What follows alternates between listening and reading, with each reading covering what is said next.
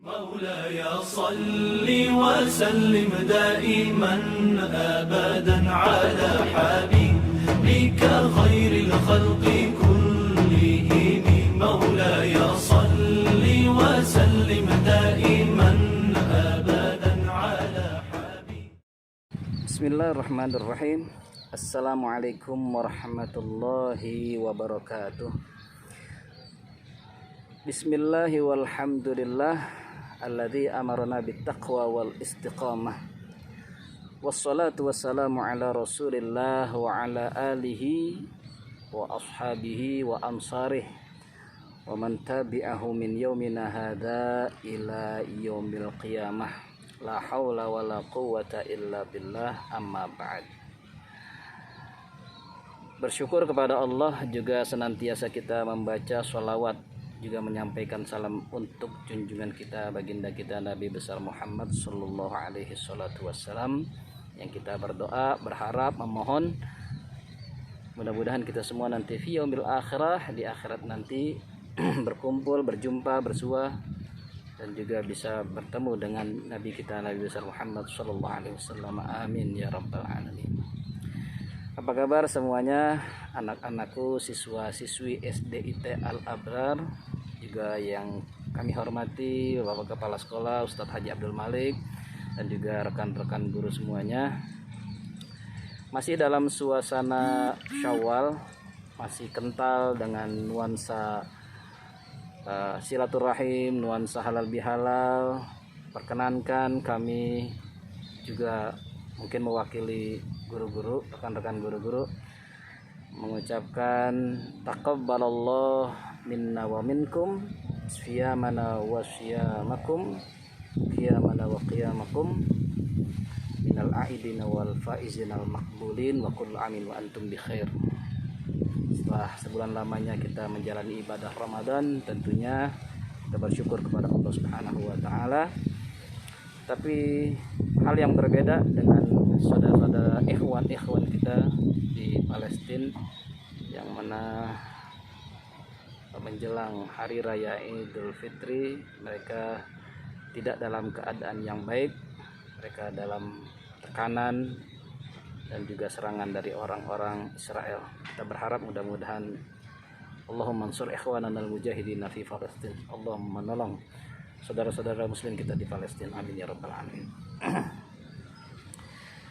Dan juga kita masih dalam suasana Syawal. Mungkin di antara kita masih ada yang melanjutkan puasa sunnah 6 hari bulan Syawal, karena Rasulullah juga bersabda, man shoma ramadhana thumma atba'ahu sittan min Syawal, barang siapa yang berpuasa di bulan Ramadan kemudian dia ikuti lagi dengan 6 hari bulan Syawal, karena siyamuhu, maka puasanya seperti kasyamid dahri, seperti puasa setahun.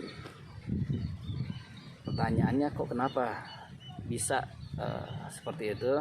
Kenapa bisa diumpamakan seperti puasa 1 tahun? Ada sebagian ulama berpendapat merujuk kepada ayat surat Al-An'am ayat 160. Allah pernah berfirman, Allah Subhanahu wa taala yaqul, man jaa bil hasanati, barang siapa yang berbuat baik, falahu asyru amsalihha, maka dia akan mendapatkan 10 lipat daripada kebaikan tersebut. Berarti kalau kita kalkulasi, kalau kita hitung-hitung dengan kalkulasi matematika sederhana, kalau 1 hari bernilai 10, berarti kalau 30 hari kita berpuasa bulan Ramadan, berarti kan jumlahnya 300. Kemudian ditambah 6 hari bulan Syawal yang nilainya sama dengan dikali 10, berarti 60. Berarti jumlah keseluruhannya 360 hari pahalanya. Kan 1 tahun itu terdiri dari 360 hari. Jadi kalkulasi dari kenapa puasa Ramadan kemudian diikuti dengan 6 hari puasa bulan Syawal, sama halnya dengan puasa setahun, ya mengambil rujuk atau merujuk ayat dari surat Al-An'am ayat 160. Baik para anak-anakku semuanya, siswa-siswi SDIT Al-Abrar, sedikit melanjutkan tentang apa yang menjadi pembahasan kita tentang Qososul Anbiya, kisah-kisah para nabi.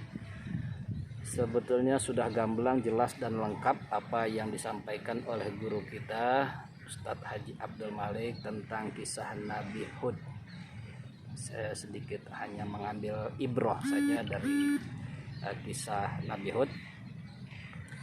Jadi kemarin Ustadz Abdul Malik juga menjelaskan bahwasannya Nabi Hud itu adalah merupakan cucu dari Nabi Nuh. Jadi Nabi Nuh itu punya 3 anak, yaitu Ham, Syam, dan Yafil. Dari 3 anak ini itu menjadi suku bangsa yang besar. Wa ila adin, dalam Al-Quran disebutkan itu dari Syam itu 3 keturunan berikutnya adalah Ad, menurunkan kaum Ad. Jadi kalau katakanlah dipukul rata-rata atau dihitung rata-rata, Nabi Nuh berumur sekitar 1000 tahun, berarti generasi setelahnya 300 atau 3000 tahun kemudian, yaitu muncullah kaum Ad ini yang meneruskan daripada kaumnya Nabi Hud. Yang kemarin sudah dijelaskan sebetulnya oleh guru kita Ustadz Haji Abdul Malik. Dari kaum Ad itu nanti ke bawahnya lagi adalah kaum Samud. Makanya disebut di dalam Al-Quran kaum Ad itu Adanil Ula, supaya tidak tertukar dengan Samud. Jadi Ad itu kaumnya Nabi Hud, sedangkan Samud Nabi Soleh. Sama-sama Ad sebetulnya, cuma beda pengistilahan nama saja. Yang kedua bangsa ini, baik itu Ad dan Samud, itu sebetulnya mereka tergolong kepada Arabul Ba'idah. Jadi kalau kita belajar sejarah itu Al-Arab itu yanqasimu ila salasati aqsam. Bangsa Arab itu terbagi kepada tiga bagian. Ada Al-Arabul Ba'idah, bangsa Arab yang telah punah, Al-Arabul Aribah, kemudian Al-Arabul Musta'ribah. Tapi kita tidak membahas itu. Yang jadi pembahasan kita nanti adalah kaumnya Nabi Hud ini, yaitu kaum Ad, itu adalah termasuk Al-Arabul Ba'idah, Arabul Arbaidah, dari bangsa Arab. Kenapa? Oleh karena itu di Bible, di Perjanjian Baru itu ada 4 nabi yang tidak tertulis di dalam Bible atau Perjanjian Baru. Dengan alasan apa? Karena 4 nabi ini adalah dari bangsa Arab. Karena bangsa nabi-nabi yang lain adalah dari Bani Israel. Sesuai dengan hadis Rasulullah yang dikatakan kepada Abu Dzar, ya Abadzar, ya Abadzar, nabiyukum, nabi kalian semua itu ada arba'atun minal Arab, ada 4 orang nabi yang berbangsa Arab, yang dari orang Arab, yaitu Nabi Hud, Nabi Saleh, Nabi Syuaib, dan kata Rasulullah, wa nabiyyuka hadza, nabimu ini yaitu Nabi Muhammad. Jadi ada 4 nabi yang kebangsaan Arab dari golongan Al-Arabul Ba'idah. Nabi Hud, Nabi Saleh, Nabi Syuaib, dan Nabi Muhammad SAW. Dan yang menjadi pembahasan kita saat ini, kenapa 4 nabi ini tidak tertulis dalam Bible, dalam Perjanjian Baru.